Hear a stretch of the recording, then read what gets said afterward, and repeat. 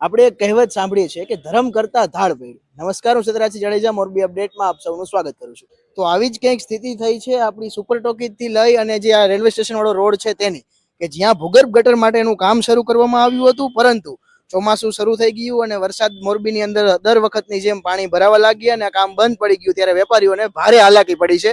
તો આવો વેપારીઓ પાસેથી જાણીએ કે હવે આ કામ તો સુવિધા માટે શરૂ કર્યું હતું, પરંતુ હવે એમને કેવી દુવિધાઓ પડી રહી છે.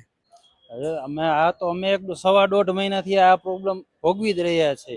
અને અવારનવાર અમે આની પહેલા તમને કમ્પ્લેન કેટલી વખત કર્યો, ઇન્ટરવ્યુ કેટલી વખત દીધેલા છે, હજી આ વસ્તુનું કોઈ સોલ્યુશન આવતું જ નથી. અને આ 2 દિવસથી કાલ આખો દિવસ વરસાદ હતો, કાલ કોઈ આવ્યું નથી ને આજે સવારના કોઈ હજી માણસો કોઈ દેખાણા નથી કામ કરવામાં. જી બરાબર. અને આવે છે તો કામ કરે છે ગોકળ ગાયની સ્પીડમાં કામ થાય, તો એમાં કઈ કામમાં કઈ વરે નહીં.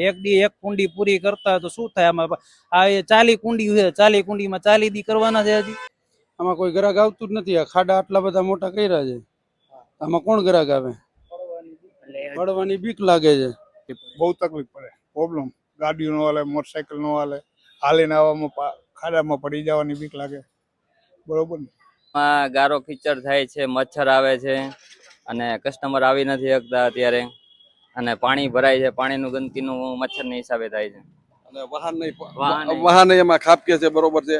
અને ખુલ્લી ગટરું આ જેમ બને એમ વહેલા પુરાણ થાય અને રસ્તો ચાલુ થાય એવું વિનંતી છે મહાનગરપાલિકાને. તો હવે આ ભૂગર્ભ ગટરનું કામ ક્યારે પૂરું થશે? કેટલા દિવસ સુધી ગ્રાહકો વગર બેસવું પડશે? ક્યાં સુધી આ મચ્છરોનો સામનો કરવો પડશે? અને ચોમાસામાં આમાં કેટલા લોકો પડશે એ વિચાર હવે તંત્રને જ કરવાનો રહ્યો. જોડાયેલા રહો મોરબી અપડેટ સાથે. ખૂબ ખૂબ આભાર.